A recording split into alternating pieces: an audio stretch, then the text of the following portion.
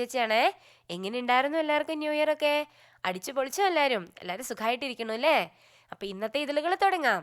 ഇന്നത്തെ നമ്മുടെ കടങ്കഥ എന്താണെന്നറിയോ? കൈയില്ല കാലില്ല, വാലുണ്ട് വയറുണ്ട്, നീരാടിപ്പോകുമ്പോൾ കൊല്ലും ഞാൻ 100 ആളെ. ഇതിന്റെ ഉത്തരം എന്താന്ന് ഇന്നത്തെ ഇതിലുകൾ തീരുന്നതിന് മുമ്പ് ഷാൻ ചേച്ചി പറഞ്ഞുതരാട്ടോ.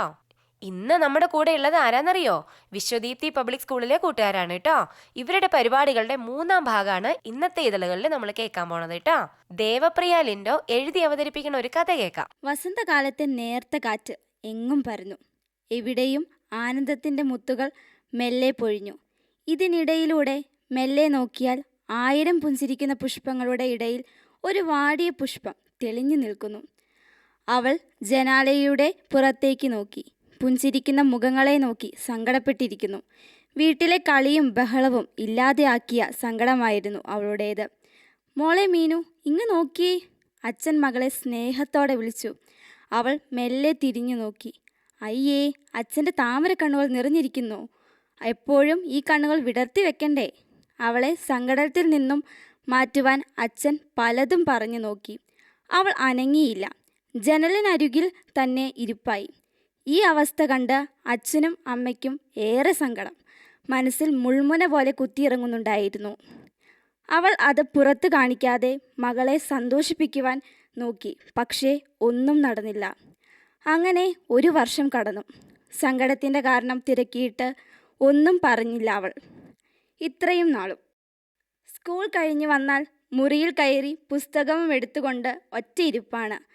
അത്താഴം ഉണ്ണാൻ പോലും അവളെ അച്ഛനും അമ്മയും കാണാറില്ല. വീടിനുള്ളിലെ മൗനം അവർക്ക് ശീലമായി. പക്ഷേ അത് ഒരു നൊമ്പര കാറ്റ് പോലെ അവിടെ നിറഞ്ഞു നിന്നു. നിലാവേറിയ ഒരു ദിവസം. എങ്ങും മഞ്ഞമുത്തുകൾ ആകാശത്തിൽ ചിട്ടയില്ലാതെ തെന്നിമാറിക്കിടക്കുന്നു. മീനു ആ വെളിച്ചത്തിൽ ഇരിക്കുകയാണ്. മകളുടെ അവസ്ഥ കണ്ട് അമ്മ അടുത്തേക്ക് ചെന്നു. ഇതിപ്പോൾ 1 വർഷം കഴിഞ്ഞു. നിന്റെ തേൻ കനിയുന്ന വാക്കുകളും കേട്ടിട്ട്, ഓരോ കുറുമ്പുകൾ കണ്ടിട്ട് ഞങ്ങൾക്ക് മെല്ലെ ജീവിതം മടുത്തു തുടങ്ങി. ഇനിയെങ്കിലും മീനു അമ്മയോട് പറ, നിനക്ക് എന്താ പറ്റിയതെന്ന്. അവൾ ഒന്നും പറഞ്ഞില്ല. അവളുടെ അരികിലിരുന്ന ഒരു ഡയറി അവൾ അമ്മയെ ഏൽപ്പിച്ചു. ഒത്തിരി നാളുകൾക്ക് ശേഷം ഒരു ചെറു പുഞ്ചിരി അവൾ അമ്മയ്ക്ക് സമ്മാനിച്ചു. മീനുവിനെ അമ്മ മെല്ലെ ചുംബിച്ചു. അവൾ ഉറങ്ങുവാൻ പോയി. അമ്മ അവരുടെ ഉമ്മറത്തിണ്ണയിൽ ആ നിലാവെളിച്ചത്തിൽ അവിടെ ഇരുന്നു. അമ്മ ആലോചിച്ചു. ആർക്കും ഒരിക്കലും തരാതിരുന്ന ആ ഡയറി അവൾ അമ്മയ്ക്ക് ഇത്ര പെട്ടെന്ന് നൽകിയത് എന്തുകൊണ്ടാണെന്ന്. അതിന് പിന്നിലെ കാരണം കൂടി കണ്ടെത്തുവാനാണ് അമ്മ ഡയറി തുറന്നത് തന്നെ. അമ്മ വായിച്ചു തുടങ്ങി. പുതിയ സ്കൂൾ. ആരോട് എങ്ങനെ പെരുമാറണം എന്ന് എനിക്കറിയില്ല. നല്ല മഴയുണ്ട്, തണുത്ത കാറ്റ്. എല്ലാവരെയും തൊട്ട് ഒരുമി കടന്നുപോയി. പേടിച്ചു നിൽക്കുന്ന സമയം. എൻ്റെ ക്ലാസ് കണ്ടുപിടിക്കുവാൻ ഞാൻ വളരെ ബുദ്ധിമുട്ടി. ഞാൻ മെല്ലെ നടന്നു. നീങ്ങുവാൻ തുടങ്ങിയപ്പോൾ പിറകിൽ നിന്നും ഒരു കൈ എൻ്റെ കയ്യിൽ പിടിച്ചു. നീ ഏത് ക്ലാസ്സിലേക്കാണ്? ഞാൻ തിരിഞ്ഞു നോക്കി. അവിടെ പണ്ട് മുതൽ പഠിച്ചുകൊണ്ടിരിക്കുന്ന ഒരു വിദ്യാർത്ഥിനിയാണെന്ന് എനിക്ക് മനസ്സിലായി. കാരണം അവളുടെ മുഖത്ത് ഒരു പരിഭ്രാന്തിയുമില്ലായിരുന്നു. ഞാൻ 10-ാം ക്ലാസ്സിലേക്കാണ്. 10A. ആണോ? ഞാനും അങ്ങോട്ടാണ്. മീനു അവളോട് ചോദിച്ചു. എന്താണ് നിന്റെ പേര്? അവൾ മറുപടി പറഞ്ഞു. എൻ്റെ പേര് ലക്ഷ്മി എന്നാണ്. ഞങ്ങൾ ക്ലാസ് മുറിയിലേക്ക് ചെന്നു. അവിടെ ആരെയും എനിക്ക് പരിചയമില്ലാതിരുന്നതിനാൽ ലക്ഷ്മി എന്നെ എല്ലാവരെയും പരിചയപ്പെടുത്തി തന്നു. ഞങ്ങൾ പെട്ടെന്ന് തന്നെ സുഹൃത്തുക്കളായി. ഒരു പാത്രത്തിൽ കഴിക്കുകയും ഒന്നിച്ച് കളിക്കുകയും ഒക്കെ ഞങ്ങൾ ചെയ്തു. എൻ്റെ സൗഹൃദ ബന്ധത്തിലെ മറക്കാനാവാത്ത ഓർമ്മകളായിരുന്നു അതെല്ലാം. ലക്ഷ്മിയുടെ വർത്തമാനം കേൾക്കുവാൻ വളരെ രസകരമായിരുന്നു. അവളോട് മിണ്ടിക്കൊണ്ടിരുന്നാൽ സമയം പോകുന്നത് അറിയുക പോലുമില്ല. പെട്ടെന്ന് ഒരു ദിവസം അവൾ മിണ്ടാതെയായി. അവളുടെ ചിരി മെല്ലെ നിന്നു. ആരോടും ഒന്നും മിണ്ടുന്നില്ല. എന്താണ് പറ്റിയതെന്ന് കുറേ പ്രാവശ്യം ചോദിച്ചു. അവൾ പറഞ്ഞില്ല. ഒരു ദിവസം ഇൻ്റർവെൽ സമയത്ത് ഞാനും അവളും മാത്രമായിരുന്നു ക്ലാസ്സിൽ. അവൾ പൊട്ടിക്കരഞ്ഞു. കാരണം ചോദിച്ചിട്ട് ആദ്യം അവൾ ഒന്നും പറഞ്ഞില്ല. പിന്നീട് ഒത്തിരി നിർബന്ധിച്ചപ്പോൾ അവൾ പറഞ്ഞു, എടി, ഞാൻ നാളെ പോവുകയാണ്. എന്നെ എൻ്റെ ചേട്ടൻ വിദേശത്തേക്ക് കൊണ്ടുപോകും. എനിക്കാണെങ്കിൽ ഇവിടം വിട്ടുപിരിയാൻ മനസ്സില്ല. നിന്നെയും. എനിക്കറിയില്ല ഇനി എന്താണ് ചെയ്യേണ്ടതെന്ന്. മീനു ഒരു നിമിഷം നിന്നു. ചുറ്റും ഒരു ശൂന്യത മാത്രം. ബാക്കി കുട്ടികളോട് കൂട്ടുണ്ടായിരുന്നുവെങ്കിലും ഇത്രയും കൂട്ടും കൂട്ടുകാരി എന്നതിലപ്പുറം തൻ്റെ എല്ലാ പ്രശ്നത്തിനും കൂടെ ഉണ്ടായിരിക്കുകയും അതുപോലെ തന്നെ താൻ പറയുന്ന കാര്യങ്ങൾ കേൾക്കുവാൻ കൂടെ ഉണ്ടായിരുന്ന ഒരു കളിക്കൂട്ടുകാരി പെട്ടെന്ന് നിന്നു പോയല്ലോ എന്ന് കരുതി ഞാൻ വിഷമിച്ചു. എങ്കിലും പുഞ്ചിരിയോടുകൂടി അവളെ ഞാൻ യാത്ര അയക്കുവാൻ തീരുമാനിച്ചു. എടി, വിദേശത്തേക്കോ? നീ പോകണം. ഇവിടത്തെക്കാളും വലിയ സ്കൂളുകളും കൂട്ടുകാരെയും നിനക്ക് കിട്ടും. അവിടെ ചെന്നാൽ നീ എനിക്ക് കത്തയക്കാതിരിക്കരുത്. ഞാൻ ഉള്ളിൽ വിഷമം അടക്കി പിടിച്ചാണ് ഇതെല്ലാം പറയുന്നതെന്ന് അവൾക്ക് മനസ്സിലായി. അവൾ എന്നെ കെട്ടിപ്പിടിച്ചു. ഞാൻ നിനക്ക് ഉറപ്പായും കത്തുകൾ അയക്കും എന്ന് പറഞ്ഞു. ബെല്ലടിച്ചു. അവസാനത്തെ 2 വിഷയങ്ങളാണ് ഇനിയുള്ളത്. അത് കഴിഞ്ഞാൽ അവളെ എപ്പോൾ കാണുമെന്ന് എനിക്കറിയില്ല. എന്നത്തെയും പോലെ ഞങ്ങൾ കടയിൽ കയറി മിഠായി വാങ്ങിച്ചു. സങ്കടത്തോടെയാണെങ്കിലും ഓരോ കാര്യങ്ങൾ പറഞ്ഞ് ഞങ്ങൾ പിരിഞ്ഞു. സമയം സന്ധ്യയായി. അവൾ വിമാനത്തിൽ കയറി പറക്കുമെന്ന് പറഞ്ഞ് സമയമെടുത്തു. ഞാൻ ആകാശത്തേക്ക് നോക്കി ഇരുന്നെങ്കിലും എനിക്ക് സമാധാനം ഉണ്ടായിരുന്നില്ല. ആദ്യത്തെ കുറച്ച് മാസങ്ങൾ അവൾ എനിക്ക് കത്തെഴുതി. ഞാൻ തിരിച്ചു. പിന്നീട് മെല്ലെ അത് നിന്നു. ഇപ്പോൾ പുതിയ വർഷം. ഈ കൊല്ലം ഒരു കത്ത് പോലും വന്നിട്ടില്ല എന്ന് ഓർത്തിരിക്കുമ്പോഴാണ് ആ വാർത്ത കേൾക്കുന്നത്. അവൾ താമസിക്കുന്നിടത്ത് തീ പടർന്നു കയറിയിരിക്കുന്നു. ഇപ്പോഴും ജീവനോടെ ഉണ്ടോ എന്ന് പോലും അറിയില്ല. ഇങ്ങനെ ഡയറി അവസാനിപ്പിച്ചു അമ്മ. കാരണം മനസ്സിലാക്കിയതിനാൽ അന്ന് സമാധാനത്തോടെ കിടന്നു. പിറ്റേ ദിവസം രാവിലെ വീട്ടിൽ നിന്നും അച്ഛൻ ഇറങ്ങുവാൻ തുടങ്ങിയപ്പോൾ പോസ്റ്റ്മാൻ വീട്ടിലേക്ക് കയറി വന്നു. മീനു അത് കാര്യമാക്കിയില്ല. അച്ഛനെ എപ്പോഴും അയാൾ കാണുവാൻ വരുന്നതാണ്. അങ്ങനെ ആയിരിക്കുമെന്ന് മീനു കരുതി. പെട്ടെന്ന് അദ്ദേഹം പറഞ്ഞു, ചേട്ടൻ്റെ വീട്ടിലേക്ക് 11 കത്തുകളുണ്ട്. പോസ്റ്റ്മാൻ പറഞ്ഞത് കേട്ടുകൊണ്ട് അമ്മ പെട്ടെന്ന് ഒപ്പിട്ട് വാങ്ങി മീനുവിൻ്റെ കയ്യിൽ കൊണ്ടുപോയി കൊടുത്തു. ഇത് ലക്ഷ്മിയുടെ കത്തുകളാണ്. അവൾ ഇപ്പോഴും നിന്നോട് കഥ പറയുന്നുണ്ടായിരുന്നു. ഇന്നലെ പോസ്റ്റ്മാനെ വിളിച്ചപ്പോൾ അദ്ദേഹം പറഞ്ഞു നമ്മുടെ ഇവിടെ പോസ്റ്റ് ഓഫീസിൽ പണി നടന്നുകൊണ്ടിരിക്കുകയായിരുന്നുവെന്ന്. ഇതാ, നീ വായിച്ചു. മീനു സന്തോഷത്തോടെ പൊട്ടിച്ചു. പെട്ടെന്ന് വീടിൻ്റെ മുറ്റത്ത് ഒരു വണ്ടിയുടെ ഒച്ച. അവൾ ജനാലയിലൂടെ നോക്കി. അതിനുള്ളിലെ വ്യക്തികൾ പുറത്തിറങ്ങി. കത്തിലൂടെയുള്ള കാര്യങ്ങൾ ഇനി മീനുവിന് കേട്ടറിയാം. ലക്ഷ്മി നാട്ടിലെത്തി. അവളെ കണ്ടതും 2 പേരും കെട്ടിപ്പിടിച്ചു. അമ്മ ഇത് കണ്ട് നോക്കി നിന്നു. അച്ഛൻ പറഞ്ഞു, നീ ഇന്നലെ വായിച്ചു വെച്ചിരുന്ന ഡയറി ഞാൻ വായിച്ചിരുന്നു. അവർ നാട്ടിലെത്തിയ വിവരമറിഞ്ഞ് ഞാനാണ് ആ കുട്ടിയെ വിളിച്ചത്. മീനു ആ കുട്ടിയെ മറന്നുപോയി എന്നു കരുതി വരാതെ ഇരിക്കുകയായിരുന്നു. അമ്മ അച്ഛനെ നോക്കി ചിരിച്ചു. അവരുടെ മക്കളുടെ കളിയും ചിരിയും അവർ നോക്കി നിന്നു. ഇനി ഒരു ലളിതഗാനം കേൾക്കാവേ. അനിഹ മരിയ റോജനാണ് കേട്ടോ പാടണേ.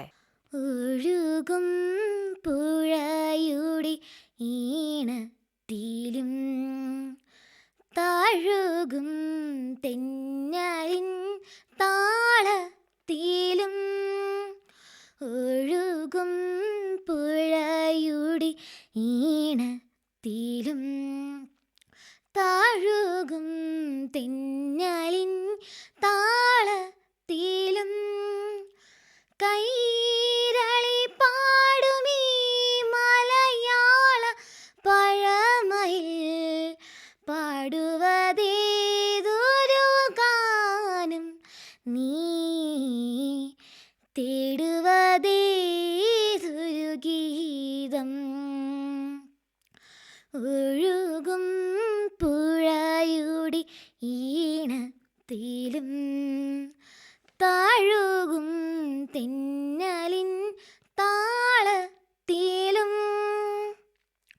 കഥകളി നർത്തനമുദ്രകളിൽ ലാസ്യമനോഹര രൂപങ്ങളായി കഥകളി നർത്തനമുദ്രകളിൽ ലാസ്യമനോഹര രൂപങ്ങളായി സ്വാതി തിരുനാളിൻ ഗീതങ്ങൾ പാടുമീ കിളിമൊഴിയാണീ മലയാളം എന്നും കവിത തുളുമ്പുമീ മലയാളം. ഒഴുകും പുഴയുടെ ഈണത്തിലും താഴുകും തെന്നലിൻ താളത്തിലും ചിത്രശീല നൃത്തവേദികളിൽ ചിലങ്കകളാടുന്നു താളങ്ങളായി ചിത്രശീലാ നൃത്തവീഥികളിൽ ചിലങ്കകളാടുന്നു താളങ്ങളായി സ്വാതി തിരുനാളിൻ ഗീതങ്ങൾ പാടുനീ കിളിമൊഴിയാനീ മലയാളം എന്നും പ്രണമിച്ചു നിൽക്കുമീ മലയാളം ഒഴുകും പുഴയുടെ ഈണത്തിലും തഴുകും തെന്നലിൻ താളത്തിലും കൈരളി പാടുമീ മലയാള പഴമയിൽ കാണുവതേതൊരു ഭാവം നീ തേടുവതേതൊരു ഗീതം ഒഴുകും പുഴയുടെ ഈണത്തിലും തഴുകും തെന്നലിൻ താളത്തിലും. എറീക്ക ജിമ്മി ചൊല്ലണ ഒരു കവിത കേൾക്കാം. കള്ളിയങ്കാട്ടെ കറുത്ത നീലി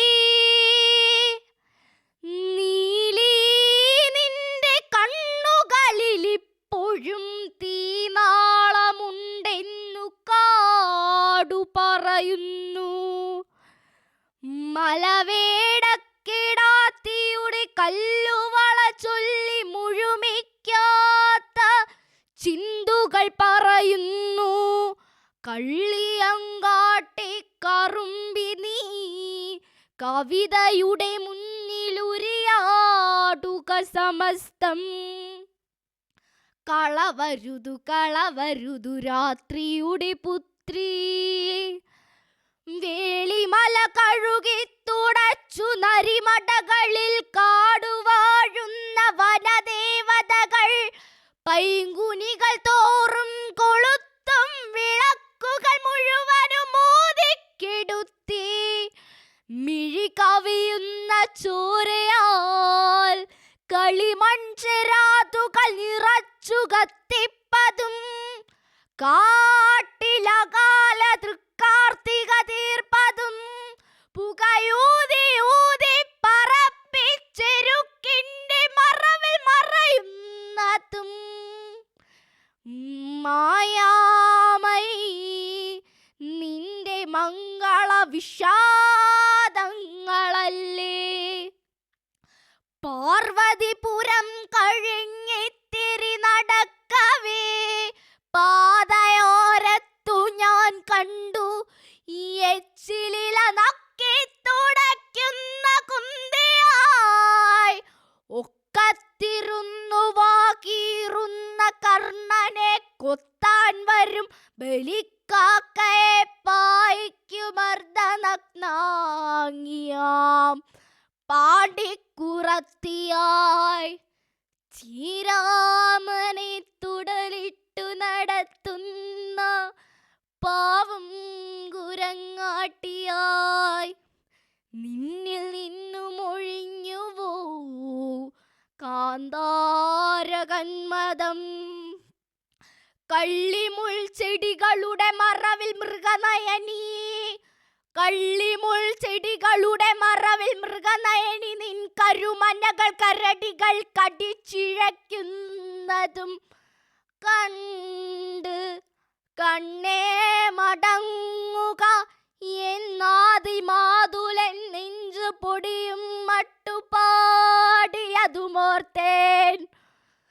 സത്യത്തിരുമകനിളങ്കോ വടിക്കു തുയിർ കത്തിന കരൾക്കുള്ളിലുയിരാണ്ട ചണ്ഡി കള്ളിയങ്കാടു മറന്നു പോയോ നിന്റെ ഉള്ളലിവു പോൽ വന്നുദിക്കും നിലാവും. നീ പോയതിൽ പിന്നെ നീയാറിടം വിരിശങ്കു നീട്ടാറില്ല. മാനം തിരിച്ചു മഴവില്ലു കൊണ്ടതിരിട്ടു മൗനം വിളമ്പിയോരന്നപൂർണേശ്വരി. രാഹുകേതുക്കളും രാശി ഋതുക്കളും നോവിച്ചു നിന്നെ ചതിച്ചു നിഴലാക്കി. ആകാശചാരിയാം നാഥൻ ഇതു കാണുമെന്നാശിച്ചു കുടിലിൻ്റെ മുറ്റത്തു നീട്ട കോലം ഒരു കുതിരക്കുളമ്പുമായ്ച്ചു. നിന്റെ കാവിലെ ചിത്രകൂടക്കല്ലിലാദ്യമായി നാഗപരദേവതകൾ വാലിട്ടടിച്ചു. കള്ളിയങ്കാടക്കുന്ന മലയക്ഷയായി കൽപ്പനകളിൽ വന്നു നീ അവതരിച്ചു. ഇനി എന്നു മോചനം ഭദ്രേ, ഇനി എന്നു മോചനം ഭദ്രേ.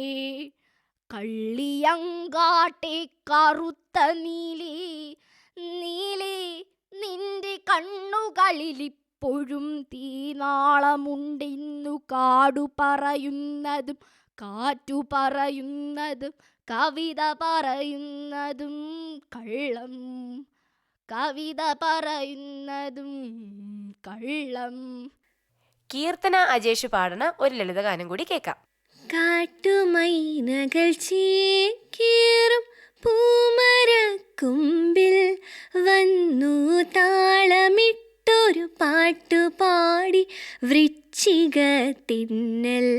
അപ്പോൾ കൂട്ടിലിരുന്നൊരു മൈനയാ പാട്ടേറ്റു പാടി.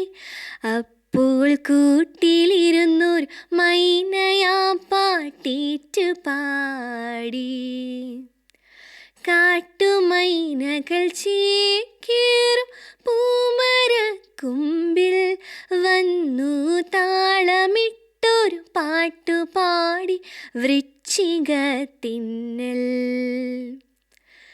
താഴെയാറ്റിൽ ഓരായിരം താമരപ്പൂക്കൾ അന്തി കുങ്കുമം പൂശി മെല്ലെ കാറ്റിലാടുമ്പോൾ. താഴെയാറ്റിൽ ഓരായിരം താമരപ്പൂക്കൾ അന്തി കുങ്കുമം പൂശി മെല്ലെ കാറ്റിലാടുമ്പോൾ. ദൂരെ താഴ്വരയിൽ നിന്നുയരും കോകിലനാദം. വിട പറയും സന്ധ്യതൻ യാത്രാമൊഴി പോലെ. വിട പറയും സന്ധ്യതൻ യാത്രാമൊഴി പോലെ. കാട്ടുമൈനകൾ ചേക്കേറും പൂമരക്കുമ്പിൽ വന്നു താളമിട്ടൊരു പാട്ടുപാടി വൃശ്ചികത്തിന്നൽ. ചക്രവാള സീമകളിൽ സ്വർണകലശങ്ങൾ മാനം നിരത്തി വച്ചു. താരചന്ദ്രഭൂഷിതയായി രാത്രി എഴുന്നള്ളും ശുഭകരമാം വേളയായിതാ. സ്വപ്നസുന്ദര നിദ്ര പൂകാൻ ഒരുങ്ങി ഭൂമിതാ. സ്വപ്നസുന്ദര നിദ്ര പൂകാൻ ഒരുങ്ങി ഭൂമിതാ. കാട്ടുമൈനകൾ ചേക്കേറും പൂമരക്കുമ്പിൽ വന്നു താളമിട്ടൊരു പാട്ടുപാടി വൃശ്ചികത്തിന്നൽ. അപ്പോൾ കൂട്ടിലിരുന്നൊരു മൈനയാ പാട്ടേറ്റു പാടി. അപ്പോൾ കൂട്ടിലിരുന്നൊരു മൈനയാ പാട്ടേറ്റു പാടി. കാട്ടുമൈനകൾ ചേക്കേറും പൂമരക്കുമ്പിൽ വന്നു താളമിട്ടൊരു പാട്ടുപാടി വൃശ്ചികത്തിന്നൽ. ആ അപ്പൊ അങ്ങനെ ഇന്നത്തെ ഇതളുകൾ തീരാൻ പോവാണ്. ഇന്നത്തെ നമ്മുടെ കടങ്കഥ എന്തായിരുന്നു? കൈയില്ല കാലില്ല, വാലുണ്ട് വയറുണ്ട്, നീരാടിപ്പോകുമ്പോൾ കൊല്ലും ഞാൻ 100 ആളെ. ഇതിന്റെ ഉത്തരം എന്താണെന്നറിയോ? മീൻവല. നമ്മുടെ ഈ കൊച്ചു കൂട്ടുകാരുടെ പരിപാടികൾ ഇന്നത്തോടെ തീരണില്ല കേട്ടോ. ഇവരുടെ പരിപാടികളുടെ അടുത്ത ഭാഗവുമായിട്ട് അടുത്ത ആഴ്ച ഇതളുകളിൽ ശഞ്ചിച്ച് വീണ്ടും വരാട്ടോ. അപ്പൊ ഇന്നത്തെ ഇതളുകളിൽ ഏതെങ്കിലും ഭാഗം ആരെങ്കിലും കേൾക്കാൻ വിട്ടുപോയിട്ടുണ്ടെങ്കിൽ വിഷമിക്കണ്ട. തിങ്കളാഴ്ച രാത്രി 8 മണിക്ക് ഇന്നത്തെ ഇതളുകളുടെ പുനഃപ്രക്ഷേപണം ഉണ്ട്. അപ്പൊ എല്ലാവരും മറക്കാണ്ട് കേൾക്കണം കേട്ടോ. അപ്പൊ ഇതളുകളെ പറ്റി നിങ്ങൾക്കുള്ള അഭിപ്രായങ്ങളും നിർദ്ദേശങ്ങളും ഒക്കെ ഷാൻചേച്ചിനെ എഴുതി അറിയിക്കണം കേട്ടോ. എഴുതി അറിയിക്കേണ്ട അഡ്രസ്സ് ഞാൻ പറഞ്ഞുതരാം. വേഗം ഒരു പേനയും പേപ്പർ എടുത്തിട്ട് എഴുതിക്കോ. The station director, Akashvani Devikulam 685613. ഒന്നോട് പറയണോ? The station director, Akashvani Devikulam 685613. ഇനിയിപ്പോൾ കത്തുകളൊന്നും അയക്കാൻ പറ്റില്ലെങ്കിലും ആരും വിഷമിക്കണ്ട കേട്ടോ. അച്ഛൻ്റെയോ അമ്മയുടെയോ ഒക്കെ സ്മാർട്ട് ഫോൺ എടുത്തിട്ട് ആകാശവാണി ദേവികുളം സ്പൈസ് FM-ന്റെ ഫേസ്ബുക്ക് പേജിൽ കയറിയിട്ട് നിങ്ങളുടെ അഭിപ്രായങ്ങളും നിർദ്ദേശങ്ങളും ഒക്കെ ടൈപ്പ് ചെയ്ത് വേഗം പോസ്റ്റ് ചെയ്തോ. അപ്പൊ എല്ലാവരും സന്തോഷമായിട്ട് ഉഷാറായിട്ടിരിക്കുക. ഇന്ന് ഷാൻചേച്ചി പോവാണ്. വീണ്ടും അടുത്ത ആഴ്ച വരാം. ടാറ്റാ.